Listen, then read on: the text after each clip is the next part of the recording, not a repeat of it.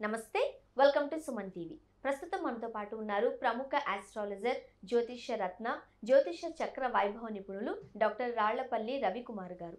నమస్తే గురుగారు. నమస్కారం అమ్మా. గురుగారు, 2024 మార్చి నెలలోని ద్వాదశ రాశుల్లో వివిధ రాశుల వారికి ఏ విధంగా ఉందో మనం తెలుసుకుందామండి. ముందుగా మార్చి నెలలోని ద్వాదశ రాశుల్లో నవగ్రహాలు ఎక్కడెక్కడ ఉన్నాయి? తప్పకుండా అండి. శరదిందు సమాకారే పరబ్రహ్మ స్వరూపిణి వాసరాపీఠ నిలే సరస్వతి నమస్తుతే. సుమన్ టీవీ ప్రేక్షకులకి నమస్కారం. తాకట్టులో ఉన్న బంగారాన్ని విడిపించి ఆ రోజు ఆన్లైన్ రేటుకే మేము కొంటాం. Sharma gold company. నవగ్రహాలు ద్వాదశ రాశుల్లో మార్చి నెలంతా ఎక్కడున్నాయి ఇప్పుడు తెలుసుకుందాం. ముందుగా సూర్యుడు వచ్చేసి మనకి మీనరాశిలో ఉన్నారు. అలాగే మనకి బుధుడు వచ్చేసి అదే మీనరాశిలో నీచ స్థానంలో ఉన్నారు. నెక్స్ట్ గురువు వచ్చి మనకి మేషరాశిలో ఉన్నారు. అలాగే రాహు మనకి మీనరాశిలో ఉన్నారు. అలాగే కేతు వచ్చేసి మనకి కన్యారాశిలో ఉన్నారు. ఇక శుక్రుడు మనకి కుంభరాశిలో ఉన్నారు. అలాగే శని స్వస్థానమైన కుంభరాశిలో ఉన్నారు. అలాగే కుజుడు కూడా మనకి కుంభరాశిలో ఉన్నారు. ఓవరాల్గా చూసుకుంటే కనుక కుంభరాశి మీనరాశిలో మూడు గ్రహాలు చొప్పున ఉన్నాయి.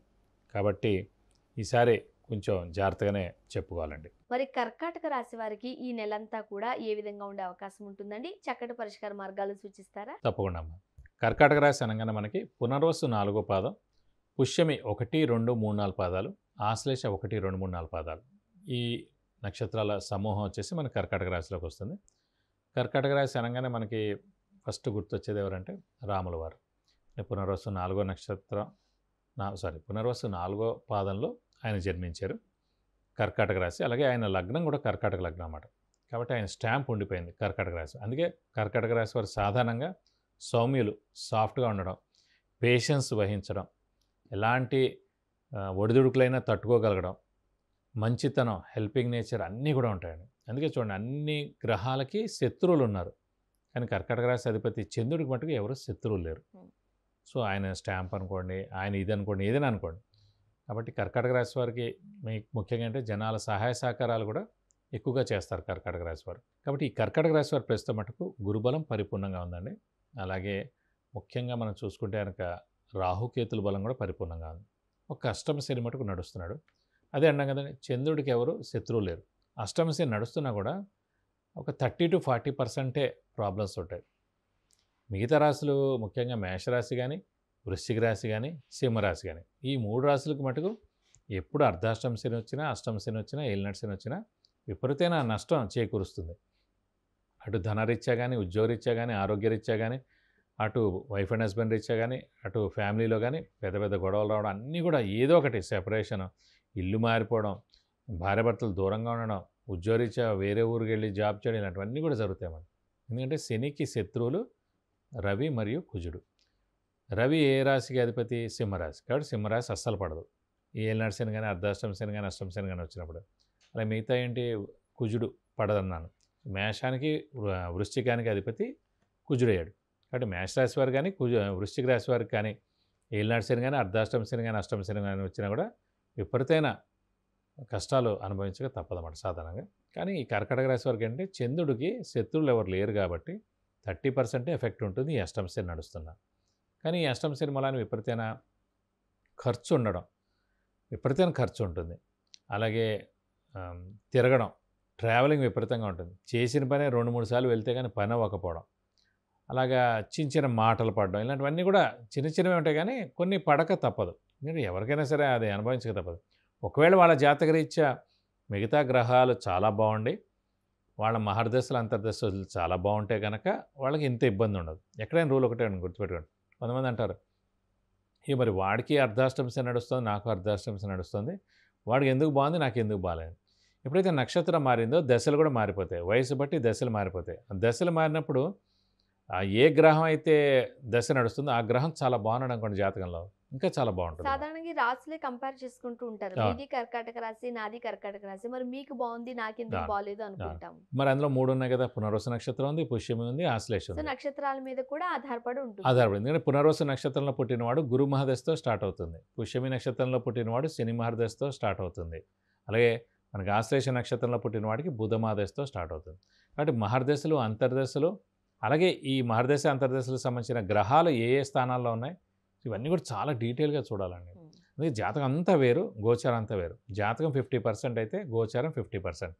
జాతకంలో ఏం చూడాలంటే ముఖ్యంగా విద్య ఉందా లేదా, ఉద్యోగం వస్తుందా లేదా, వివాహం అవుతుందా లేదా, సంతానం ఉంటుందా లేదా అనేది చెప్పగలం.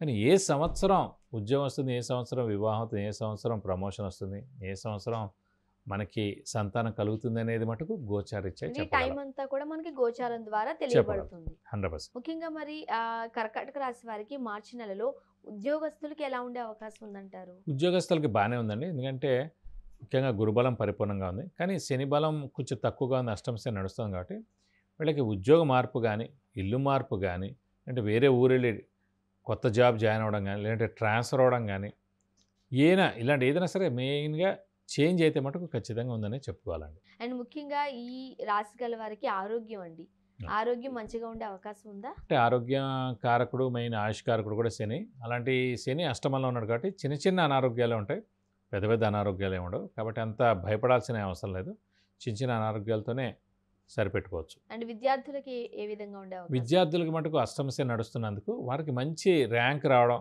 అండ్ మంచి సీట్ రావడం, అయితే వాళ్ళు మంచిగా చదువుకుని వేరేది ఏదైనా సంపాదించడం, అంటే వాళ్ళకి ఖచ్చితంగా స్థానచలనం ఉందండి విద్యార్థులకు మటుకు. అంటే వేరే ఊర్లో మంచి ర్యాంక్ ద్వారా వాళ్ళకి మంచి కాలేజ్ రావడం, లేదంటే ఫారెన్లో మంచి యూనివర్సిటీలో మనకి రావడం, ఇలాంటివి కూడా జరగచ్చు. బట్ వాళ్ళకి ఖచ్చితంగా ఈ స్థానచలనం ఉందంటే ఈ చదువు రీత్యా మటుకు ఇల్లు మారేది. ఫర్ ఎగ్జాంపుల్ వాళ్ళు ఒక చిన్న పల్లెటూరులో ఉండొచ్చు అండి, ఒక చిన్న టౌన్లో ఉండొచ్చు, కానీ మంచి కాలేజు, మంచి యూనివర్సిటీ అనేది మరి సిటీస్లోనే ఉంటాయి కదా. సో వేరే రాష్ట్రం కూడా ఉండొచ్చు అన్నమాట. సో ప్లేస్ మారే ప్లేస్ అవకాశం మార్పు, ఎందుకంటే అష్టమ శని అంటేనే స్థానచలనం. ఇల్లు మార్పు కానీ, ఉద్యోగస్తులకైతే ఉద్యోగ మార్పు అంటున్నాం, ట్రాన్స్ఫర్ అంటున్నాం, కొత్త జాబ్ ఎత్తుకోవచ్చు అంటున్నాం, వేరే ఊర్లో జాబ్ అంటున్నాం. ఇవన్నీ జరగకపోతే ఇల్లు మారాలంటున్నాం. సో విద్యార్థులకి ఏంటి, ఖచ్చితంగా ఇల్లే మారాలని లేదు, ఖచ్చితంగా ఇక్కడ మనకి వేరే యూనివర్సిటీలో జాయిన్ అవ్వడం కానీ, ఊరికి రావడం కానీ, ఇవన్నీ కూడా జరిగేందుకు అవకాశాలు ఎక్కువగా ఉన్నాయి. అండ్ ముఖ్యంగా కొంతమందికి అంటే వివాహం అయిన వాళ్ళకి, లేకపోతే వివాహాల కోసం ప్రయత్నిస్తున్న వాళ్ళకి ఎలా ఉండే అవకాశం ఉందంటారు? వివాహానికి మటుకు సరైన సమయం చెప్పాలి, ఎందుకంటే గురుబలం పరిపూర్ణంగా ఉంది కాబట్టి ఖచ్చితంగా వివాహం అవుతుందండి. ఇంకోటి అంటే ముఖ్యంగా మెయిన్ పాయింట్ అంటే అర్ధాష్టమ శని కానీ, అష్టమ శని కానీ, ఏలినాటి శని కానీ నడుస్తున్నప్పుడు ఆడపిల్లలకైతే వివాహం ఖచ్చితంగా అవుతుంది ఆ సమయాల్లో, గురుబలం లేకపోయినా. ఎందుకంటే ఏలినాటి శని కానీ, అర్ధాష్టమ శని కానీ, అష్టమ శని కానీ అంటేనే స్థానచలనం. ఆడపిల్లలకి స్థానచలనం అంటే అత్తారింటికి వెళ్ళడం అని. సో ఖచ్చితంగా వారికి మటుకు 100% అయ్యేందుకు అవకాశాలు ఉన్నాయి, మగపిల్లల కన్నా కూడా. మగపిల్లకైతే కనీసం గురుబలం కూడా చూడాలి, ఆడపిల్లకైతే ఈ ఏలినాటి శని కానీ, అర్ధాష్టమ శని కానీ, అష్టమ శని కానీ నడుస్తున్నప్పుడు ఖచ్చితంగా వివాహం చెప్పచ్చు. సో కర్కాటక రాశి వారికి గురుబలం కూడా ఉంది, ప్లస్ అష్టమ శని కూడా నడుస్తున్నందుకు ఖచ్చితంగా వివాహం ఎందుకు అవకాశాలు 100% ఉన్నాయి. మనం చూసినట్లయితే ఒక 70-60% వరకు కాస్త ఇబ్బందికరమైన పరిస్థితులే ఉన్నాయి కాబట్టి ఏ దేవతను లేకపోతే ఏ దేవుణ్ణి ఆరాధిస్తే మంచిది, ఏ క్షేత్రాన్ని దర్శించుకుంటే మంచిది? సాధారణంగా కర్కాటక రాశి లేదంటే కర్కాటక లగ్నం వారికి పంచమ స్థానాధిపతి కుజుడేయుడు కాబట్టి సుబ్రహ్మణ్య స్వామిని ఎక్కువగా ఇష్టపడతారు, లేదంటే శివుడిని కూడా ఎక్కువగా ఇష్టపడతారు. అలాగే సుబ్రహ్మణ్య స్వామిని ఎక్కువగా పూజిస్తే మంచిది, అలాగే శివుని కూడా ఎక్కువగా పూజిస్తే చాలా మంచిది. సో మరి వీళ్ళు పాటించాల్సిన నియమ నిబంధనలు ఏంటి? ప్రస్తుతం మనకి అష్టమ శని నడుస్తుంది కాబట్టి ఏప్రిల్ 2025 వరకు అష్టమ శని ఉంటుంది కాబట్టి ఫిక్స్డ్గా ప్రతి శనివారం ఉపవాసం అనేది పెట్టేసుకుంటే మంచిదండి. ఎందుకంటే ఇంకా దానికన్నా ఇంకా వేరే ఇదేం లేదు, ఎందుకంటే ఖచ్చితంగా ఉపవాసం ద్వారా మనకి చాలా హెల్ప్ అవుతుంది. కాబట్టి ఇంకా కరెక్ట్గా ఏడాది ఉంది కాబట్టి ప్రతి శనివారం ఉపవాసం ఉండడం, అలాగే వీలైతే కనుక ఒక శనివారం రోజున రక్తదానం చేయడం, అలాగే వీలైతే కనుక శని అంటే ముఖ్యంగా ఆంజనేయ స్వామి, మనం వెంకటేశ్వర స్వామిని ఎక్కువగా పూజించాలి. శనివారం రోజున లేదంటే మంగళవారం రోజున మనం ఆంజనేయ స్వామి టెంపుల్కి వెళ్ళి 41 ప్రదక్షిణాలు చేయడం, అలాగే తమలపాకుల పూజ, అలాగే సింధూర పూజ, వడమాల సమర్పిస్తే చాలా మంచిది. అలాగే వెంకటేశ్వర స్వామి టెంపుల్కి బుధవారం లేదంటే శనివారం వెళ్ళి 41 ప్రదక్షిణాలు చేసి అభిషేకం లేదంటే అర్చన చేస్తే కనుక అన్ని విధాలా మంచి చేకూరుతుంది. ఇంకా ఉధృతంగానే ఉంది, ఇంకా ఆరోగ్య విషయం కానీ, జాబ్ విషయం కానీ, మనసు బాగాలేకపోవడం కానీ, అనారోగ్యం కానీ ఇవన్నీ అనిపిస్తే మటు ఖచ్చితంగా మనకు అష్టమ శని నడుస్తుంది కాబట్టి శనికి 19,000 సార్లు జపం చేయించి నల్ల నువ్వులు 200 గ్రాములు దానం ఇస్తే కనుక దోషం మొత్తం తొలగిపోతుంది. ఇది ఆడవారైనా మగవారైనా ఎవరికైనా అందరికీ ఫిక్స్డ్ అండి, వాళ్ళకంటూ వేరే వీళ్ళకంటూ వేరే అని ఏమి ఉండదండి.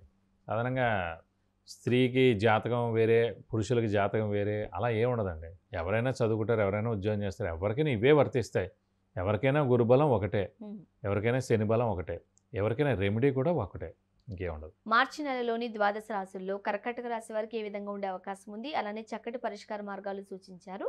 ధన్యవాదాలు. నమస్కారం. సుమన్ టీవీ ప్రేక్షకులకు విద్య గురించి కానీ, ఉద్యోగానికి సంబంధించి కానీ, వివాహానికి సంబంధించి కానీ, కుటుంబ సమస్యలకు సంబంధించి కానీ, వ్యాపారానికి సంబంధించి కానీ, ఇతరత్ర ఎటువంటి సమస్యలు ఉన్నప్పటికీ మీకు కింద స్క్రోల్ అయిన నంబర్కి కాల్ చేయవచ్చు, లేదా వాట్సాప్ కూడా చేసి గురువుగారు అపాయింట్మెంట్ తీసుకుని గురువుగారితో మీరు నేరుగా మాట్లాడి చక్కటి పరిష్కార మార్గాలు పొందగలరు. ధన్యవాదాలు.